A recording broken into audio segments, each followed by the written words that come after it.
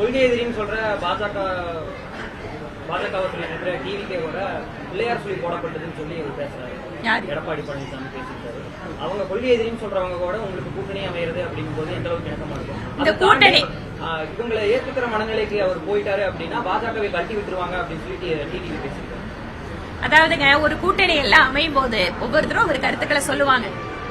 நாம 2026 பிப்ரவரியில மக்கள் கிட்ட தேர்தலுக்கு போகும்போது யாரெல்லாம் ஓரணியில் யாரை வீழ்த்த வேண்டும் என்பதெல்லாம் அப்பதான் முடிவு.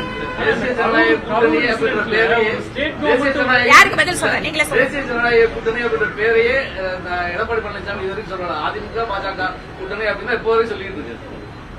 நேற்று நடந்த பாஜகவுடைய தலைவர் கிளம்புன அந்த சுற்றுப்பயணத்துக்கு கூட தேசிய ஜனநாயக கூட்டணியுடைய தலைவர் வரல. கட்சியிலிருந்து 2 பேர் மட்டும் அனுப்பிச்சிருக்கு. எப்படி புரிஞ்சுக்கிறது? இதுல புரிச்சுக்கிறதுக்கு என்ன இருக்கு? வந்திருக்காங்கல்ல மேடைக்கு. அவரும் ஒரு பிரச்சார பயணத்துல இருக்காரு.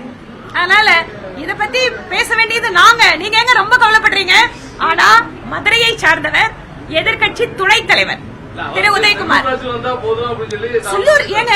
செல்லூர் ராஜு முன்னாள் அமைச்சருங்க. மக்களால் தேர்ந்தெடுக்கப்பட்ட ஒரு தடவை அவர் ஜெயிச்சவர் இல்ல, தொடர்ச்சியா ஜெயிச்சுட்டு வரக்கூடியவர். இருங்க, உதயகுமார், திரு உதயகுமார் யாரு? சட்டமன்ற எதிர்கட்சி துணைத் தலைவர். அவர் தொடங்கி வைக்கிறாருங்க. அப்ப நீங்க அண்டர்மைன் பண்றீங்க மத்த தலைவர்கள். அது தப்பு. கூட்டணி பாருங்க, எல்லா மேடையிலயும் எல்லா தலைவரும் இருக்கணும் அப்படிங்கறது இல்ல. கூட்டணி ஸ்ட்ராங்கா இருக்கா? மக்களுக்கு எங்க மேல நம்பிக்கை இருக்கா? நீங்க எப்படியாவது அவர் வரல இவர் வரல, ஐயோ கூட்டணி, அதெல்லாம் ஒண்ணு நடக்காதுங்க. இதுக்கு மேல தேசிய ஜனநாயக கூட்டணி ரொம்ப ஸ்ட்ராங்கா போகுது. கூட இன்னும் ஸ்ட்ராங்கான ஆளுங்க வர போறாங்க. அதனால ஒண்ணு நடக்க போறது இல்ல. நீங்க ஸ்ட்ராங்கான ஆளு யாரெல்லாம் நினைக்கிறீங்களோ நீங்க வச்சுக்கோங்க.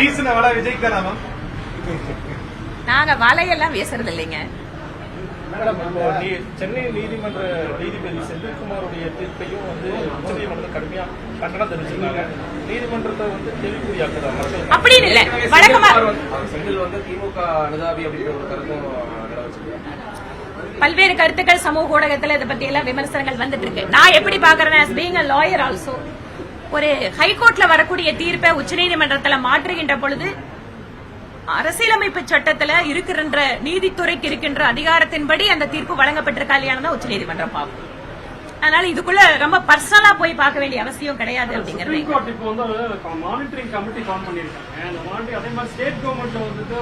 ஒரு எஸ்ஐ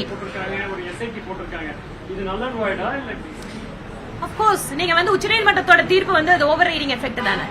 அதனால அவங்க சிபிஐ கொடுத்தாச்சு அப்படின்னு சொன்னாலே அப்புறம் மத்தது எல்லாமே அவங்களுக்கு கோஆபரேட் பண்ற மாதிரி தான் இருக்கும். I think they have to sort the legal opinion. State government இதுல என்ன பண்ண போறாங்கன்னு பாத்துட்டு அப்புறம் பாப்போம். திருமாவளவனுடைய விவகாரத்துல ஒரு வழக்கறிஞர் தாக்கப்பட்டிருக்காரு. அது தொடர்பாக விரிவேறு கருத்துக்கள் இருக்கு. அதை பத்தி என்ன நினைக்கிறீங்க? அதாவது ரொம்ப சிம்பிளுங்க. நம்ம கட்சி கொடி போட்டுட்டோம்னு சொன்னா நாம சாதாரண மக்களை விட உயர்ந்தவர் அப்படிங்கிற மனநிலை யாருக்கும் வரக்கூடாது. நீங்க திருமாவளவன் அவர்களோட விஷயத்துல பாத்தீங்கன்னு சொன்னா அவரோட கூட வந்தவங்க ஈவன் அவரோட பாடி லாங்குவேஜே கூட அன்பிகமிங் ஆஃப் a லீடர். ஒருவர் தப்பு செஞ்சாரு இல்ல செய்யலங்கிறது வேற விஷயம். ஆனா ஒரு இண்டிவிஜுவலை இப்படிதான் நீங்க டீல் பண்ணுவீங்களா? அப்ப எந்த அளவுக்கு உங்களோட மைண்ட் இதுல ஒரு உங்க கட்சியோட விஷயத்தை காட்டணும்னு நினைக்கிறீங்க? ரொம்ப ஷாக்கிங்கா இருந்தது எனக்கு. ஒரு இண்டிவிஜுவலை இத்தனை பேர் சேர்ந்து நீங்க மிரட்டுறதும் அதுக்கு பின்னால அதை பத்தி அவங்கள பத்தின ஒரு விமர்சனம் வைக்கிறதும் ஒரு சாதாரண இன்சிடென்ட் கூட அரசியலா மாத்த முடியுமான்னு ட்ரை பண்றதா தான் நான் அதை பாக்குறேன். ஏன் ஒரு பொறுமை இருக்க மாட்டேங்குது? கட்சி கொடி போட்டா நம்ம எல்லாத்த விட உயர்ந்தவங்களா? சாதாரண பெடஸ்ட்ரியனை விட இல்ல மத்த 2 வீலர் ரைடர்ஸ் விட நம்ம உயர்ந்தவங்களா? இல்ல. அந்த மனப்போக்கே ரொம்ப ஒரு ஆபத்தான மனப்போக்கு.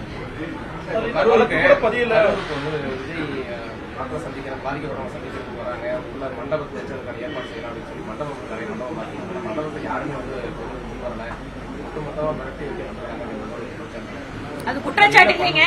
நிறைய இடங்கள்ல பாக்குறோம். நீங்க எங்களோட பொதுவான நிகழ்ச்சிகளுக்கு வரக்கூடிய அமைப்புகளோட தலைவர்கள் இல்லனா சில சமயம் தொழிலதிபர்கள் கல்லூரியை நடத்துறவங்க இவங்களெல்லாம் பர்சனலா கூப்பிட்டு திமுக காரங்க மிரட்டுறாங்க. அது ஓப்பனா நாங்க சொல்ல முடியாது. ஏன்னா அவங்களும் அதுல சம்பந்தப்பட்டிருக்காங்க பிரைவேட் ஆளுங்க. இது என்னன்னு கேட்டா என் குடும்பம் எங்க ஆட்சி இருக்கணும் அப்படிங்கிற அந்த ஒரு அதிகாரத்தோட மமதையோட உச்சத்துல இன்னைக்கு திமுக இருக்கு.